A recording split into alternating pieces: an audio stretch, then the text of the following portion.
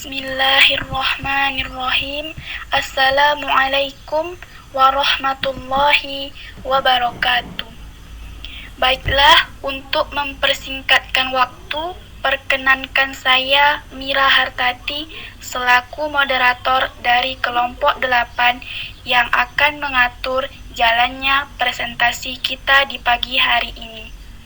Pada kuliah Sejarah Peradaban Islam yang diampu oleh Bapak Maryadi SHI MSI dengan materi kontribusi Islam terhadap peradaban Barat. Untuk pembahasan materi akan disampaikan oleh rekan-rekan saya yaitu Siti Nurhaliza, Lala Fadilah, Selvi Mayasari, serta Umi Kalsum. Kepadanya dipersilahkan.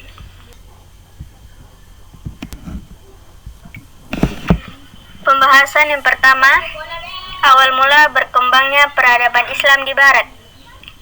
Sejarah perjalanan umat Islam mengalami pasang surut, baik dalam bidang politik maupun dalam bidang ilmu pengetahuan maupun peradaban Islam.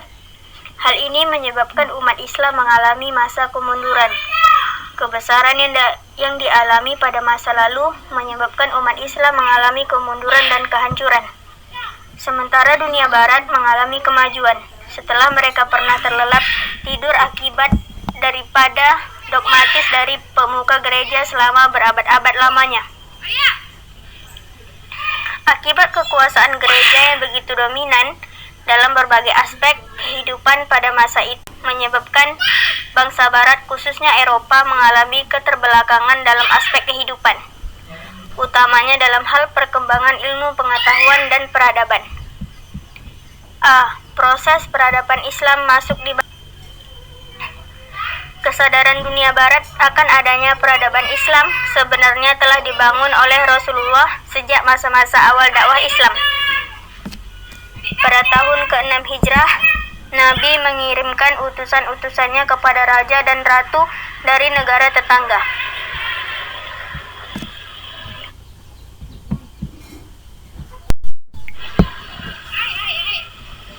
Ekspansi demi ekspansi telah dilakukan oleh umat muslim.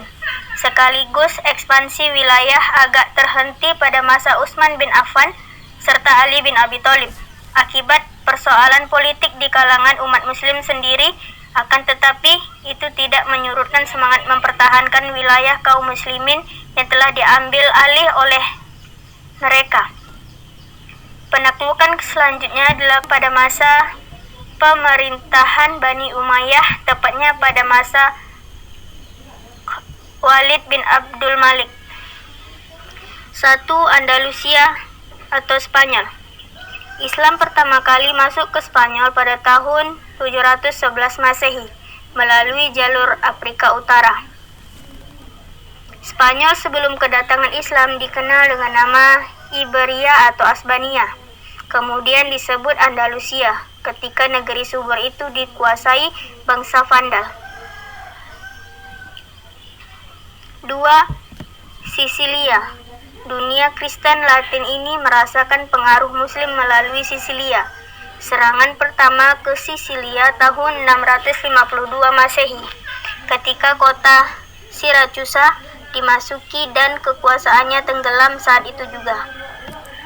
Pada tahun 831 Masehi, kota Palermo dapat dikuasai umat Islam. 3. Kedatangan orang-orang salib di timur Islam. Invasi atas Spanyol dan Sisilia memberi arti bahwa suatu waktu Islam hadir di daerah pinggiran Kristen Latin. Namun demikian, invasi tersebut memunculkan reaksi gerakan perang salib pada abad ke-11. Selama perang salib ini telah mengakibatkan terjadi tukar-menukar pengaruh budaya di antara mereka, atau lebih tepatnya penerimaan orang-orang Eropa atas corak-corak kebudayaan Islam. Selanjutnya, orang-orang salib menetap di timur Islam dalam waktu yang cukup lama sejak abad 5 Hijriah. 4. Pertukaran perniagaan antara timur dan barat. Peristiwa ini terjadi sejak kedatangan bangsa Fatimiyah di Mesir dan menjadikan Mesir sebagai pusat politik, perdagangan, dan kebudayaan. Karena itu, penyerangan Mongol di Irak menjadikan Mesir sebagai Ka'bah peradaban Islam di era dinasti Mamalik sebagaimana dikatakan Ibnu Khaldun.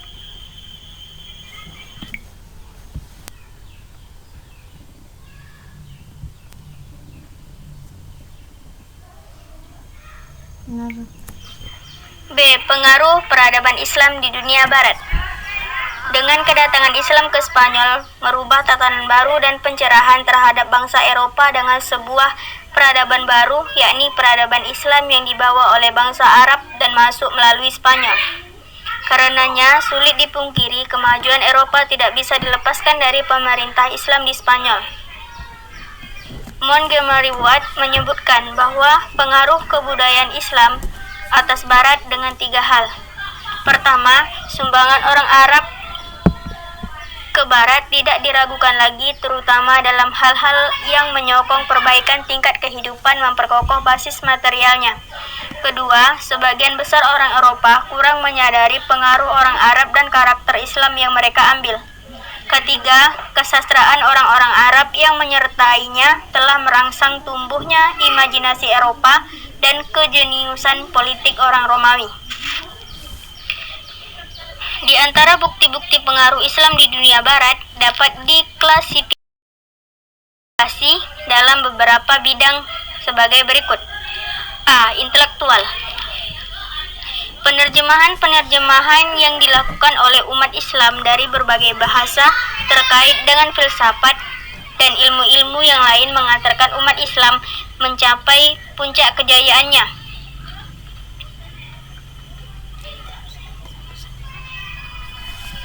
Filsafat Islam di Spanyol telah mencatat suatu lembaran budaya yang sangat brilian dan bentangan sejarah Islam. Ia berperan sebagai jembatan penyeberangan yang dilalui ilmu pengetahuan Yunani Arab ke Eropa pada abad ke-12. 4. Bahasa dan sastra. Bahasa Arab telah menjadi bahasa administrasi dalam pemerintahan Islam di Spanyol. Di antara para ahli yang mahir dalam bahasa Arab, baik keterampilan berbicara maupun tata bahasa. 5. Bidang kesehatan. Pada akhir abad ke-7 Masehi, Khalid bin Yazid, cucu pertama dari Khalifah Bani Umayyah, merupakan yang pertama dalam sejarah kekhalifahan umat Islam yang belajar ilmu kesehatan kepada John, seorang ahli bahasa dari Alexandria.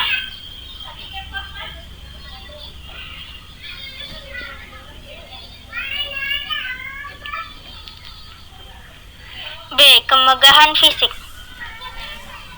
Sudah menjadi konsekuensi logis dari sebuah kemajuan keilmuan adalah pesatnya pembangunan fisik yang disertai dengan nuansa-nuansa arsitektur yang megah, baik di bidang laboratorium, istana, tempat ibadah, perpustakaan, maupun terkait dengan pertanian. Orang-orang memperkenalkan pengaturan hidrolik untuk tujuan irigasi, kalau dan digunakan untuk mengecek curah air waduk dibuat untuk konservasi. Pengaruh hidrolik itu dibangun dengan memperkenalkan roda air asal Persia yang dinamakan Naurah atau Spanyol Naria.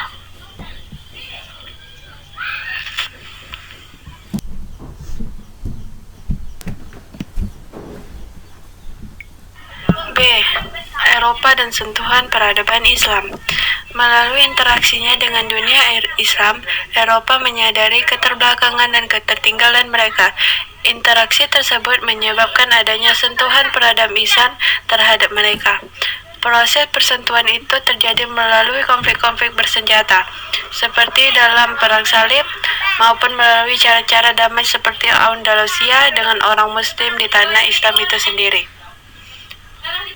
Tidak sedikit di antara orang-orang Kristen yang ikut Perang Salib adalah para saudagar yang berpendapat bahwa perang ini merupakan kesempatan untuk mengadakan hubungan dagang baru. Selain melalui Perang Salib, cara lain terjadi sentuhan peradaban Islam terhadap Eropa adalah melalui cara yang murni damai dari Andalusia. Muhammad Al-Husaini Raqam mengatakan, di antara bukti kebesaran peradaban Spanyol bahwa Cordova saja terdapat 50 rumah sakit, 900 toilet, 800 sekolah, 600 masjid, perpustakaan umum yang memuat emas ratusan ribu buku, dan puluhan perpustakaan pribadi lainnya. Orang Eropa beraktivitas dengan orang-orang Arab, mengambil ilmu dari mereka serta mengambil manfaat peradaban mereka. Orang-orang Eropa datang ke Andalusia untuk belajar di universitas-universitas umat Islam. Di antara mereka terdapat para tokoh gereja dan para bangsawan. Sebagai contoh, salah seorang yang sangat luas di antara mereka terdapat para tokoh gereja dan para bangsawan. Sebagai contoh, salah seorang sangat luar biasa kepandaiannya pada abad ke-10 bernama Gerbert d'Aurillac. B. Pengaruh peradaban Islam di dunia barat.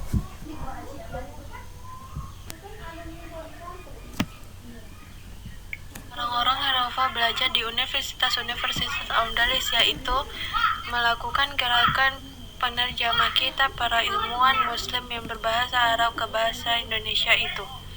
Bahasa Arab menjadi bahasa terdepan di dunia dalam masalah ilmu pengetahuan. Orang yang ingin mempelajari ilmu pengetahuan harus pandai bahasa Arab. Bercakap-cakap dengan bahasa tersebut merupakan bukti tingkat wawasan yang tinggi. Banyak orang barat yang jujur mengakui bahwa pada abad pertengahan kaum muslim dan guru-guru bangsa Eropa selama ini kurang dari 600.000 tahun. Orang Eropa juga memanfaatkan keunggulan ilmu dan muslim dalam beberapa keperluan mereka. Vasco dan Gama misalnya, yang merintis jalan bagi Eropa menuju semenanjung harapan. Setelah menemukan jalan tersebut, ia bertemu dengan seorang pelaut muslim yang bernama Ibnu Majid. Maka Ibnu Majid memperlihatkan kepadanya beberapa alat untuk mengurungi laut yang dimilikinya. Seperti C. Renaissance dan kebangkitan Eropa. Persentuhan Eropa dengan peradaban Islam benar-benar memberikan pengaruh luar biasa terhadap kehidupan mereka. Pengaruh terpenting yang diambil Eropa dari pergaulannya dengan umat Islam adalah semangat untuk hidup yang dibentangkan oleh peradaban dan ilmu Islam. Keterpengaruhan Eropa pada peradaban Islam itu bersifat menyeluruh.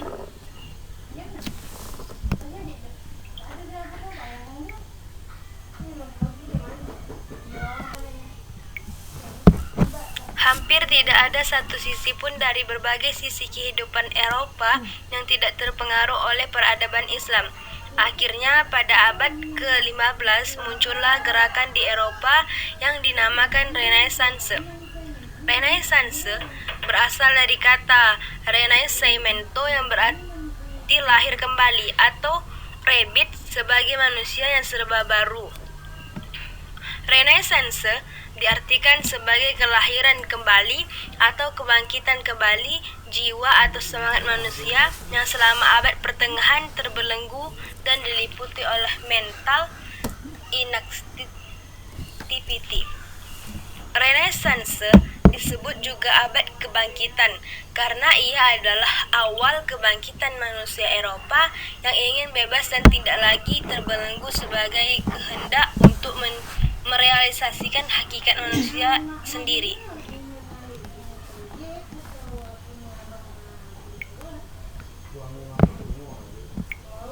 Renaissance merupakan gerakan yang menaruh minat untuk mempelajari dan memahami kembali peradaban dan kebudayaan Yunani dan Romawi kuno. Renaissance terjadi melalui proses yang sangat panjang, di mana pengaruh Islam sangat dominan dan tidak bisa dipungkiri.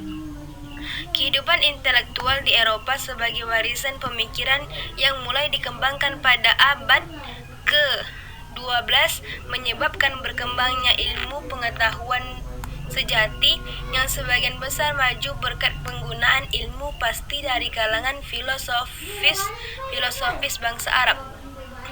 Dengan munculnya Renaissance, maka perhatian dan penggalian terhadap filsafat abad kuno, terutama filsafat Aristoteles, semakin berkembang. Ilmu pengetahuan lainnya mencapai klimaks antara abad ke-9 hingga abad ke-12. Semangat untuk mencari kebenaran yang dimulai oleh pemikir-pemikir Yunani dan hampir padam dengan munculnya kekaisaran Romawi, tetapi kemudian dihidupkan kembali dalam kebudayaan Islam. Ilmu pengetahuan sangat berkembang pesat di Eropa sejak masa Renaissance. Berbagai riset dan observasi ilmiah dilakukan oleh para ilmuwan Eropa.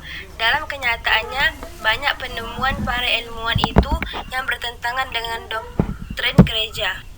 Dan muncullah revolusi Prancis dan prinsip-prinsip yang diproklamasikan tidak lebih banyak daripada yang diproklamasikan dalam peradaban kita pada 12 abad sebelumnya.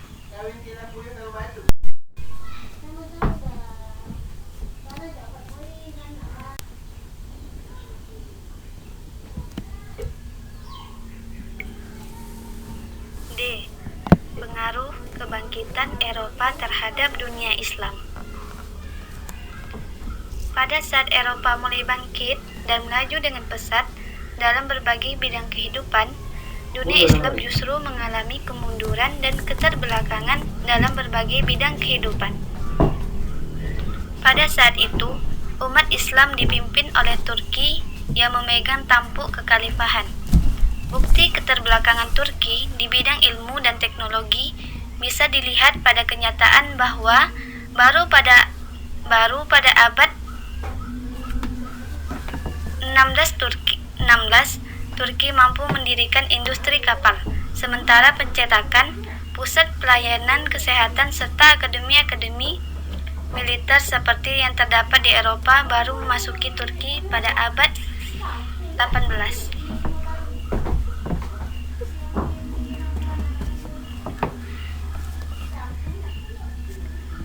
Pada akhir abad itu, Turki masih keterbelakangan di bidang industri dan penemuan-penemuan ilmiah, hingga ketika menyaksikan balon terbang melayang-layang di angkasa ibu kota, mereka mengira itu ialah perbuatan tukang sihir. Setelah Eropa kuat karena mengambil ilmu dan peradaban dari Islam, mulailah Eropa menjajah umat Islam dan merampas kekayaannya. Inggris menjajah India, Irak dan Yordania, sedangkan Perancis menjajah Tunisia, Aljazair, Suriah, dan Lebanon. Di Asia Tenggara, Inggris menjajah Malaysia dan Singapura, Belanda menjajah Indonesia, sedangkan Spanyol menjajah Filipina. Selain menyebarkan ajaran Kristen, para penjajah Eropa ini juga menguras kekayaan umat Islam. Akhirnya, kekayaan Eropa membengkak, sehingga dengan harta rampasan tersebut, mereka mampu memperkuatkan posisinya dan mengintensifkan penelitian ilmiah, pada gilirannya membuat Eropa semakin kuat dan berkuasa. Renaissance yang telah membangkit Eropa dari keterbelakangan ini membawa dampak yang luar biasa, tidak hanya bagi masyarakat Eropa, namun juga bagi dunia Islam. Oleh karena itu, dunia Islam justru mengalami kemunduran ketika Eropa mengalami kebangkitan. Maka, dampak yang diterima oleh dunia Islam tidak sedikit adalah dampak negatif. Selain penjajahan negeri-negeri umat Islam, dampak negatif Renaissance terhadap dunia Islam tersebut dikemukakan oleh Abdul Hasan Ali An-Nadawi sebagai berikut. Dunia Islam dipaksa keadaan untuk tunduk pada pola ajaran materialistis. Sejak ia ditimpa musibah kemunduran ilmiah dan ketumpulan berpikir, dan tidak menemukan jalan lain kecuali lari ke dalam pelukan Eropa lalu menerima pola ajaran ini dengan segala akses negatifnya. Dan itulah pola pikir yang merajai seluruh kawasan dunia Islam saat ini. Dampak yang pasti dari ini adalah perkumpulan antara kepribadian Islam. Jika ini belum tercampak dari hati pemuda Islam dan kepribadian baru antara ajaran moralitas Islam dan ajaran moralitas Eropa, antara kriteria dan sistem nilai lama dan baru. Dampak lain adalah timbulnya sikap ragu-ragu dan kemunafikan di kalangan kaum terpelajar, kurangnya kesabaran dan keuletan antara kehidupan yang lebih mementingkan segi-segi duniawi dan berbagai ciri kebudayaan Eropa lainnya.